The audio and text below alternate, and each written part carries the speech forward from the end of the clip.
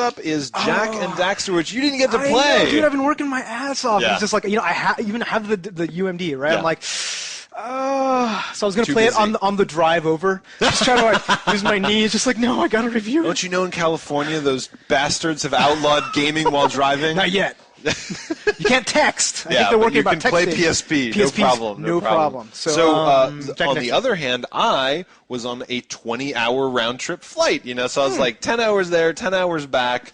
So I Nice. had all the time in the world to play Jak and Daxter on the Did you PSP. play it a lot? I did, actually. I Wow. played the shit out of it. Wow. So how'd you like it? It's good. Really? It's really good. I mean, like, Huh. I've actually, it's surprising. I've seen some comments on YouTube. I've seen some comments from some other people. They're like, hey, I like Jak and Daxter. I didn't like this so much. And so I'm playing through it. So basically, it's Jak and Daxter. They're back together again, Yep. and you're kind of out in the Surprising. world. Yeah, Sorry. and I forget what they call the dark eco.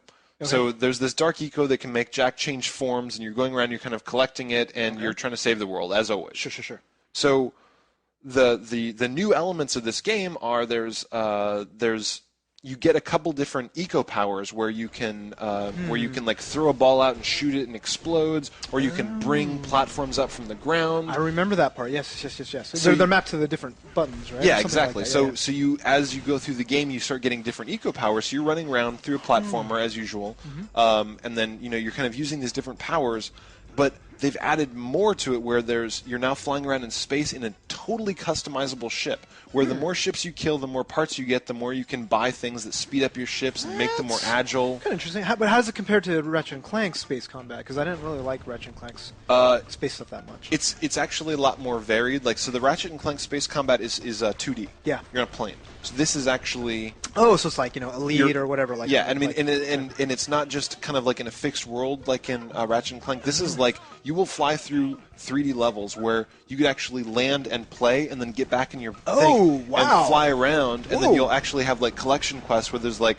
there are 30 pieces of eco in this level. Go around and collect them with your ship in a minute, and then return them to the starting point. Okay. And then, like, the more you upgrade your ship, the more agile it is, So the better easier it is weapons to it's do, got, the and so better on and so armor it's forth. got, so you can fight dudes, okay. whatever, and you can go and buy new ships from pirates. Ooh. So, like, you start getting better ships with better guns. So would you say, like, percentage-wise, is that a big part of it, or is it still mostly a platform? It's a reasonably large part. I mean, it's Wow, like, okay. maybe like 10-15%. I mean, it's not, okay, like so not yeah. And then in the game, there's like things like side quests where you'll meet characters and they send you out. There's little things where you're trying to collect these eggs where, you'll push a button and it'll be like, there's an egg over here, you got to get there in 30 seconds. You have to like run through the level. I mean, it's Let me just see. You collect stuff. Yeah. There's platforming.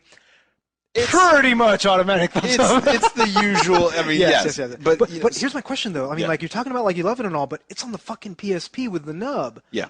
So the weakness, as always, Yep. is the camera on the PSP. Ah, so it's the camera, not the controls. The controls are actually not that bad. I mean, like they did a pretty good job with the nub. They did a pretty good job with the shooting. But as always, you've got your right thumb over here, and you so badly want to like be moving the camera, right? Yeah. Like so you can steer with one thumb, and you want to move the camera with the other one because all you can do is do the attacks and stuff, and you'll still get in these points where you're here and you're like, okay, there's enemies over here, and I can't seem to arrange the camera so I can see them.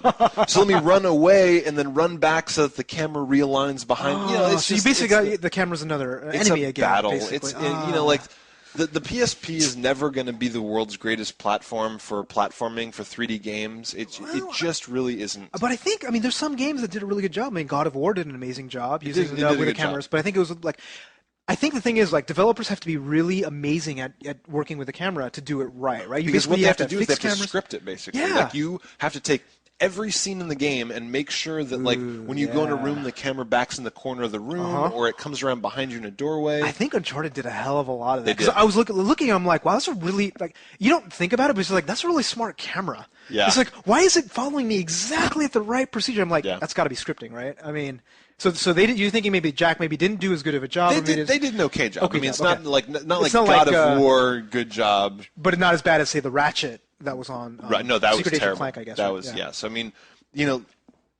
it's obviously, it's got its flaws because of the platform that it's on. Like, they didn't spend the extra polish that would have been necessary to make it a flawless experience. Sure. And it's not Naughty Dog either, so it's not Naughty Dog, and it's also one of those things where it's not like they've brought anything really new to the platforming genre. It's just one of those things where if you're on a train, if you're on a plane, whatever, I highly recommend it as a way to spend time. Like, I had a very good time doing it. Kill time. But when I got home, you didn't play it. I'm not sitting on the couch playing Jak and Daxter. Huh. Like, so there's you're not there's finish other. It, probably. I probably won't. Unless you have another trip. It'll be in my bag, right? So it's like the next, like, we're gonna fly out to Washington D.C. for Christmas. Oh, cool. There you go. Another 6 hours on a fucking plane. So I will probably play a lot more of this game, and I definitely highly recommend it. I think it's very fun.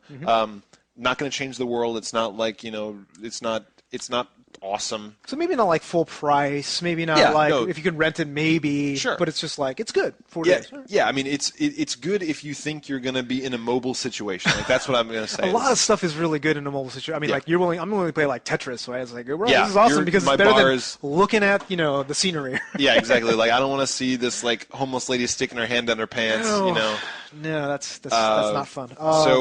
So yeah, cool. It's good stuff.